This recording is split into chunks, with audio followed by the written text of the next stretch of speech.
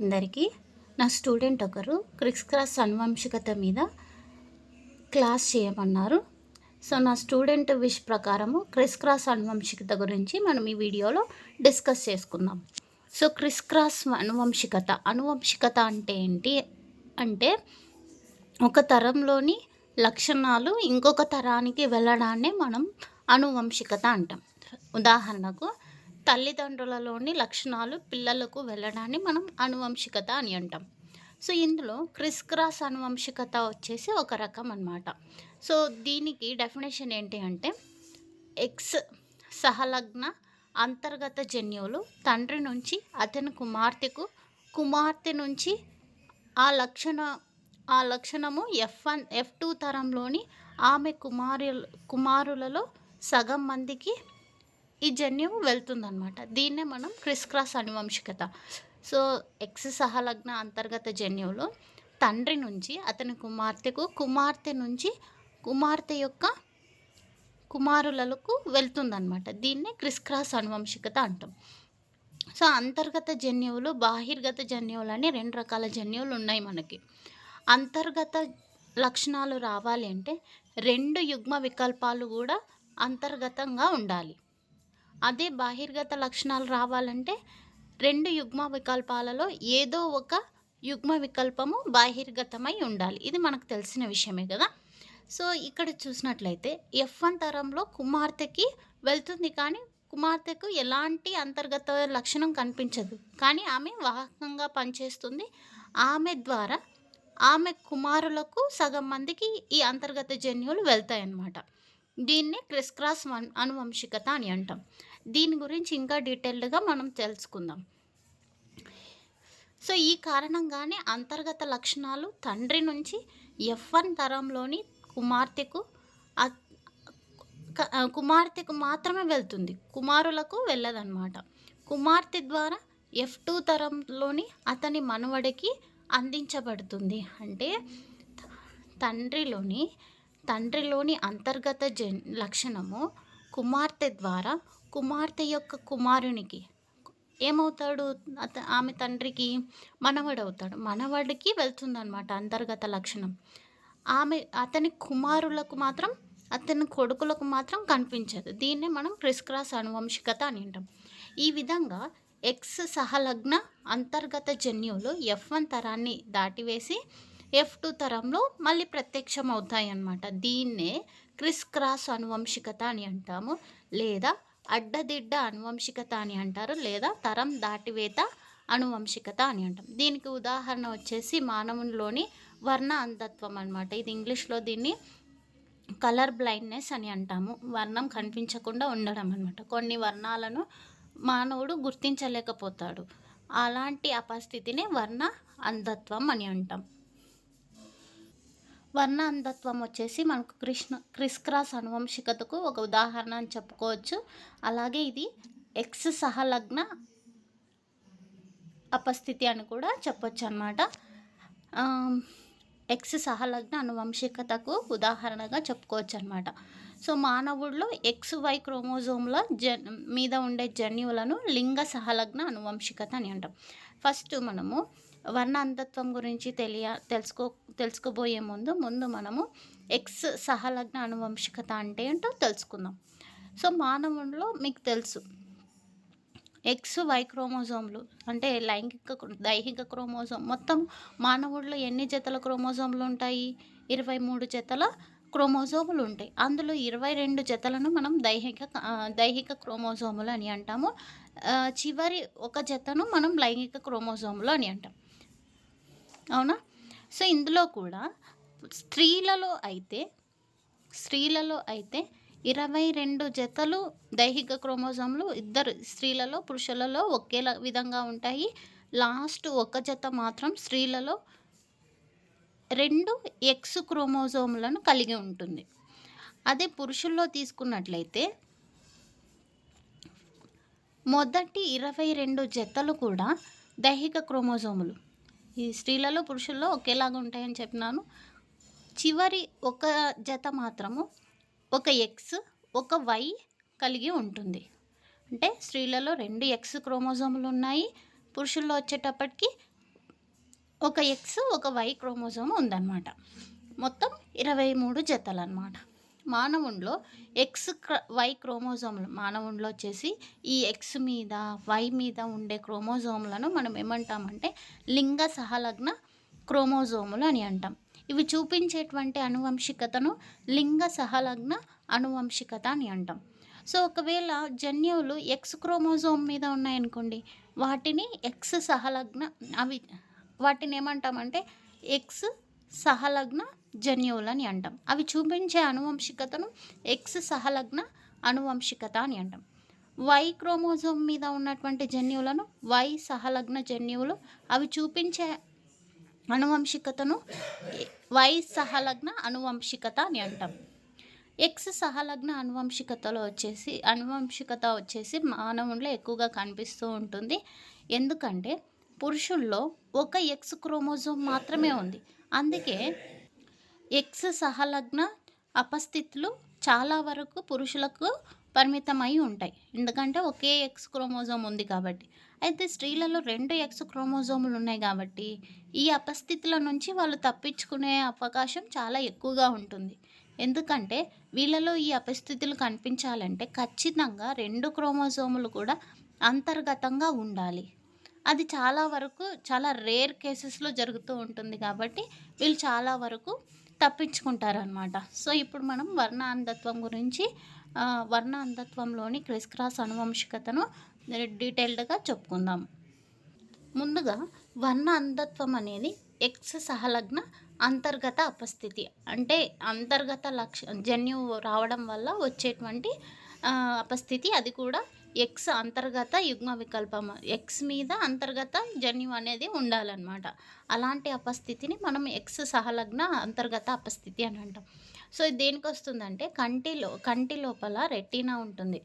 కంటి లోపల అంటే నేత్రగోళంలో 3 పొరలుంటాయి. దాంట్లో మూడవ పొర, లోపలి పొర అయినటువంటి రెటీనాలో మనకు ఎరుపు ఎరుపు రంగు, ఆకుపచ్చ రంగును, నీలం రంగును గుర్తించేటువంటి కొన్ని శంకు కణాలు ఉంటాయన్నమాట. వర్ణ అంధత్వం కలవారు ఈ మూడు కలర్‌ని గుర్తించగల శంకు కణాలు ఉంటాయి మన కంటి లోపల రెటీనాలో. అయితే వర్ణ అంధత్వం ఉన్న వాళ్ళకి ఎరుపు, ఆకుపచ్చ లేదా నీలం వర్ణాలలో ఏదో ఒక వర్ణం గానీ లేదా 3 రంగులు కూడా గుర్తించలేకపోతారనమాట. దాన్ని మనం వర్ణ అంధత్వం అని అంటాం. అయితే ఏ రంగు కనిపించడం లేదో, ఏ రంగును గుర్తించడానికి అవ్వడం లేదో దాన్ని బట్టి ఈ వర్ణ అంధత్వాన్ని 3గా విభజించడం జరిగింది. ప్రొటనోపియా అంటే ఎరుపు వర్ణ అంధత్వాన్ని ప్రొటనోపియా అని అంటాం. హరిత అంటే ఆకుపచ్చ వర్ణ అంధత్వాన్ని డ్యూటెరోనోపియా అని అంటాం. నీలం రంగు అయితే ట్రిటనోపియా అని అంటాం. ప్రొటనోపియా అంటే ఎరుపు వర్ణ అంధత్వం, డ్యూటెరోనోపియా అంటే హరిత వర్ణ అంధత్వం, ట్రిటనోపియా అంటే నీలం వర్ణ అంధత్వం. ఇందులో ఎరుపు, ఆకుపచ్చ వర్ణ అంధత్వాలను ఎక్స్ సహలగ్న అపస్థితులు అని చెప్తాం.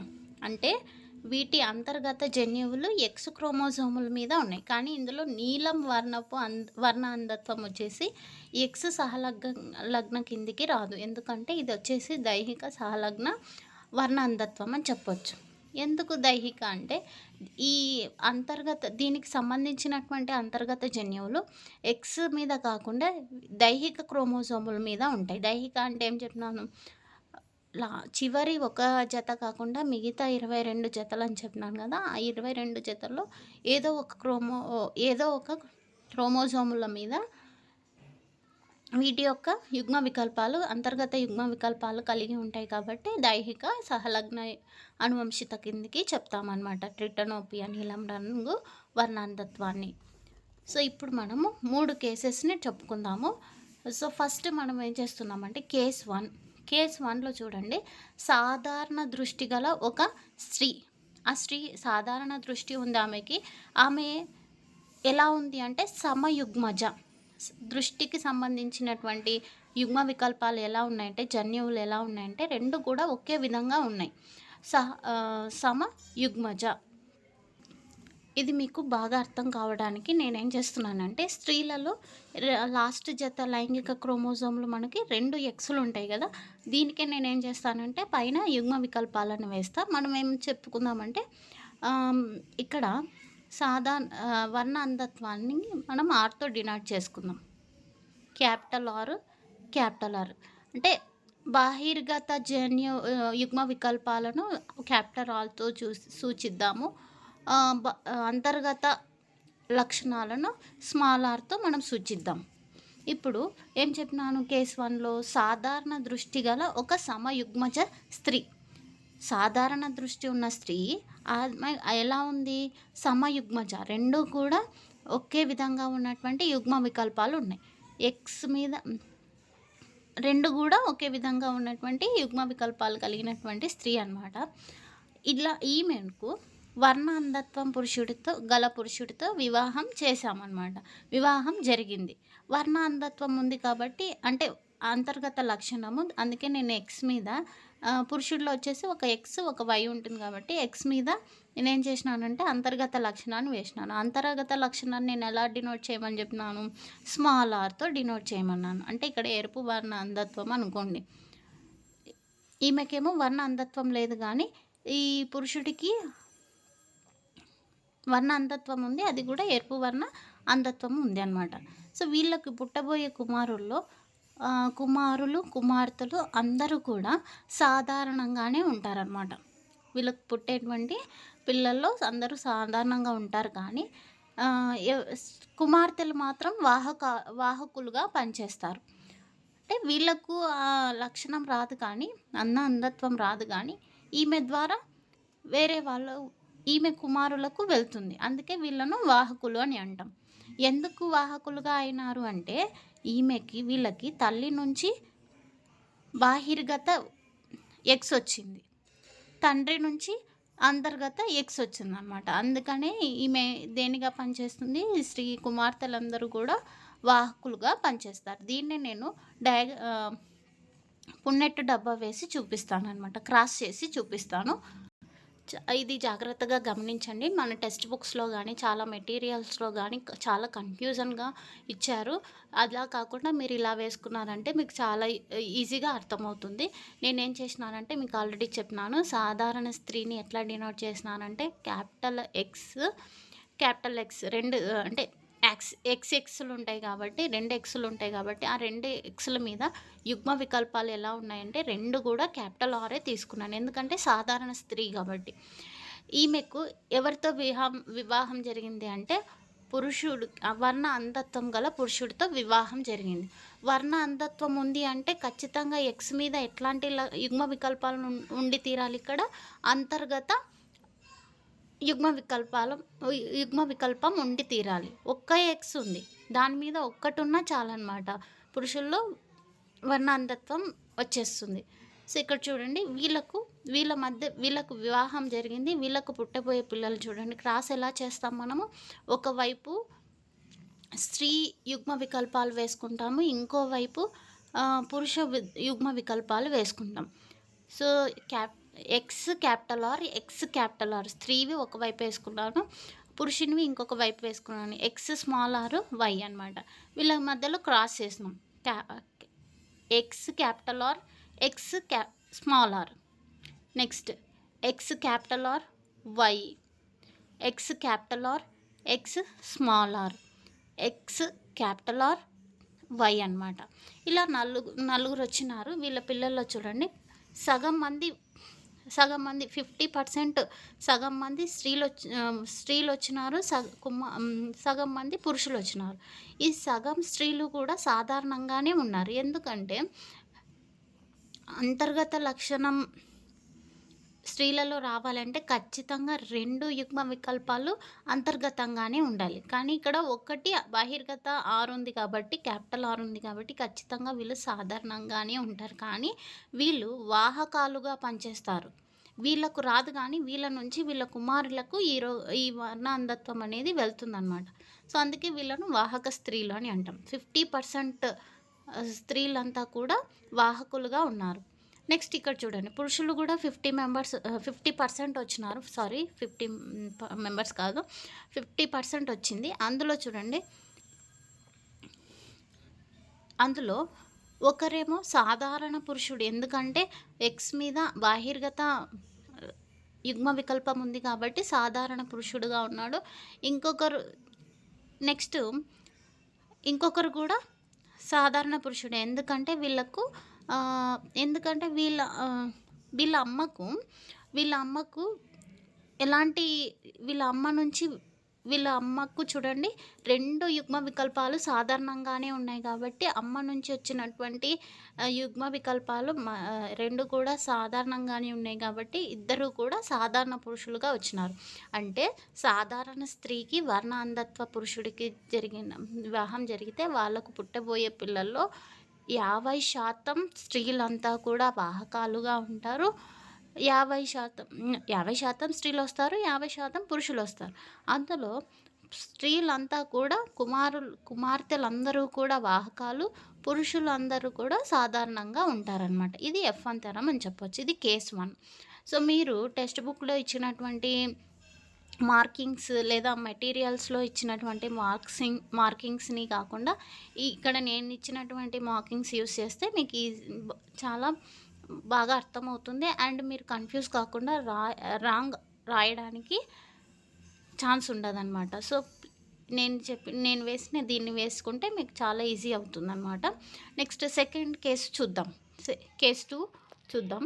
కేస్ 2 వచ్చేసి ఒక వాహక స్త్రీకి సాధారణ దృష్టి గల పురుషుడితో వివాహం అయింది. స్త్రీ ఎలా ఉంది? వాహక స్త్రీ. ఇంకా పురుషుడు ఎలా ఉన్నాడు? సాధారణంగా ఉన్నాడు అనమాట. అంటే యుగ్మ వికల్పాలు ఎలా రాసుకుంటాం మనము? X capital R X small R, ఎందుకంటే వాహక స్త్రీలో ఇలాగే ఉంటాయి కాబట్టి.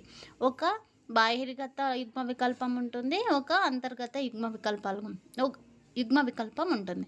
నెక్స్ట్ పురుషుడిలో చూసుకున్నట్లయితే సాధారణ పురుషుడు కాబట్టి ఒక ఎక్స్, దాని మీద బాహిర్గత లక్షణం ఉంటుంది, ఇంకా వై. వీళ్ళిద్దరికీ వివాహం జరిగితే వీళ్ళకు పుట్టేటువంటి పిల్లల్లో వారి కుమార్తెలందరూ కూడా సాధారణ దృష్టిని కలిగి ఉంటారు. కానీ కుమారులలో సగం మందికి వర్ణాంధత్వం సంక్రమిస్తుంది, ఇంకా సగం మంది సాధారణ దృష్టిని కలిగి ఉంటారు. దీన్ని మనం డయాగ్రామ్ రూపంలో చూద్దాము. ఇది కేస్ 2. కేస్ 2లో చూసినట్లయితే మనం ఇక్కడ వాహక స్త్రీ సాధారణ పురుషుడికి వివాహం జరిగింది. వాహక స్త్రీ అంటే మీకు ఆల్రెడీ చెప్పాను, X capital R, X small R. ఇక్కడ సాధారణ పురుషుడు వచ్చేసి ఎక్స్ క్యాపిటల్ ఆర్ వై అనమాట. వీళ్ళకి పుట్టబోయే పిల్లలు చూడండి. సో, మీకు ఎట్లా స్త్రీ యొక్క యుగ్మ వికల్పాలు ఒకవైపు, పురుషుడి యొక్క యుగ్మ వికల్పాలు ఒకవైపు. X capital R, X small R, X capital R Y. So, వీళ్ళకి పిల్లలు చూసినట్లయితే X capital R, X capital R, X capital R, X small R, X capital R Y, X small R Y అనమాట. ఇక్కడ చూడండి 50% స్త్రీలు వచ్చినారు, 50% పురుషులు వచ్చినారు. దాంట్లో కూడా చూసినట్లయితే ఇద్దరు స్త్రీల్లో చూడండి ఒకరు సాధారణంగా ఉన్నారు, ఎందుకంటే ఇద్దరి 2 ఎక్స్ల మీద ఉన్న యుగ్మ వికల్పాలు బాహిర్గతంగా ఉన్నాయి కాబట్టి సాధారణ స్త్రీ అని చెప్పొచ్చు. ఇంకొక స్త్రీని చూడండి, ఒక ఎక్స్ మీద బాహిర్గత యుగ్మ వికల్పం ఉంది, ఇంకో దాని మీద అంతర్గత ఉంది కాబట్టి వాహకంగా పనిచేస్తుంది. నెక్స్ట్ ఇక్కడ చూడండి పురుషుల్లో చూసినట్లయితే ఒక పురుషుడు వచ్చేసి బాహిర్గత యుగ్మ వికల్పాలను కలిగి ఉండి సాధారణ పురుషుడు అయినాడు. ఇంకొక పురుషుడు వచ్చేసి అంతర్గత లక్షణం ఉండడం వల్ల వర్ణాంధత్వం పురుషుడైనాడు. సో, మీరు ఈ కేసును చూసినట్లయితే చూడండి, ఫస్ట్ కేసులో ఏం చెప్పినాను? తండ్రి ఉన్నాడు, తండ్రి నుంచి ఈ వర్ణ అంధత్వం గల యుగ్మ వికల్పాలు ఎవరికి వెళ్ళినాయి? కుమార్తెలకు వెళ్ళినాయి. కుమార్తెలకి మళ్ళీ వివాహం జరిగింది, సాధారణ పురుషుడితో వివాహం జరిగింది. ఈమె ద్వారా అంటే కుమార్తె ద్వారా ఏమైపోయిందంటే కుమార్తె యొక్క కొడుకులకు వెళ్ళింది. ఏం వెళ్ళింది? వర్ణ అంధత్వం వెళ్ళిందనమాట. అంటే ఇది ఏంటి అంటే తండ్రి నుంచి కుమార్తెకు వెళ్ళి కుమార్తె ఇక్కడ వాహకంగా పనిచేస్తుంది. ఈ పుట్టిన కొడుకుల్లో ఎలాంటి లక్షణాలు కనిపించవు. కానీ కుమార్తె ద్వారా కుమార్తె యొక్క కుమారులకు వెళ్తుంది. అంటే తాత నుంచి మనవడికెళ్తుందనమాట. తాత నుంచి మనవడికెళ్తుంది. ఎలా అంటే కూతురు ద్వారా మనవడికి వెళ్తూ ఉంది. మీరు బాగా గుర్తుపెట్టుకోవాల్సింది ఏంటి అంటే స్త్రీలోని ఎక్స్‌లు కుమారులకు వెళ్తాయి. పురుషుల్లోని ఎక్స్‌లు స్త్రీలకు వెళ్తాయి అన్నమాట. అందుకే ఇక్కడ తండ్రి నుంచి కుమార్తెకు వచ్చింది. తల్లిలోని యుగ్మ వికల్పాలు కుమారులకు వెళ్ళినాయి కాబట్టి వీళ్ళకి ఎలాంటి వర్ణాంధత్వం రాలేదు. ఇక్కడ కూడా వర్ణాంధత్వం వీళ్ళకు రాలేదు. ఎందుకంటే ఒక్కటే అంతర్గత యుగ్మ వికల్పం ఉంది కాబట్టి రాదనమాట. అంటే స్త్రీలలో రావాలంటే 2 అంతర్గత యుగ్మ వికల్పాలు ఉన్నాయి. ఇక్కడ తండ్రి నుంచి కుమార్తె నుంచి మనవడికి వెళ్తున్నాయి. దీన్నే క్రిస్ క్రాస్ అనువంశికత అంటాము. లేదా ఒక తరం దాటి F1 తరం దాటి F2 తరంలో కనిపించింది కాబట్టి దీన్ని తరం దాటివేత అని అంటామన్నమాట. లేదా అడ్డదిడ్డ అనువంశికత అని అంటాం. మూడో కేసు ఏదో గమనిద్దాం. మూడో కేసు వచ్చేసి ఇక్కడ నేను ఇక్కడ రాయలేదు. వాహక స్త్రీకి ఆ వర్ణ అంధత్వ పురుషునితో వివాహం జరిగినట్లయితే వాళ్ళకు పుట్టే పిల్లలు చూడండి. వాహక స్త్రీలో ఏమేమి ఉంటాయి? X capital R, X small R. వర్ణ అంధత్వం పురుషుల్లో ఎక్స్ స్మాల్ ఆర్ వై అనమాట. వీళ్ళకు పుట్టే పిల్లల్లో చూడండి 50% స్త్రీలు వచ్చినారు, 50% పురుషులు వచ్చినారు. అందులో స్త్రీలు చూడండి ఒకరు వాహక స్త్రీగా ఉన్నారు. ఎందుకంటే వీళ్ళలో ఒక బాహిర్గత ఒక అంతర్గత యుగ్మ వికల్పం ఉంది కాబట్టి.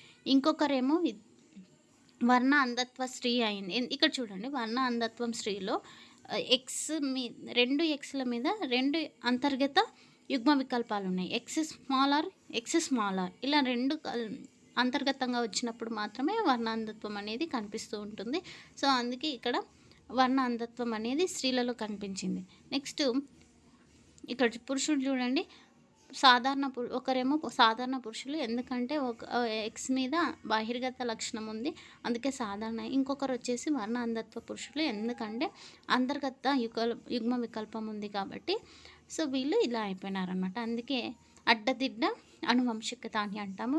ఇది అండి క్రిస్ క్రాస్ అనువంశికత. ఇది వచ్చేసి సీనియర్ ఇంటర్మీడియట్లోని 8 మార్క్స్కు చాలా చాలా ఇంపార్టెంట్ టాపిక్ ఇది. సో అందరూ కన్ఫ్యూజన్ లేకుండా చక్కగా చదువుకోండి. Thank you for watching my video.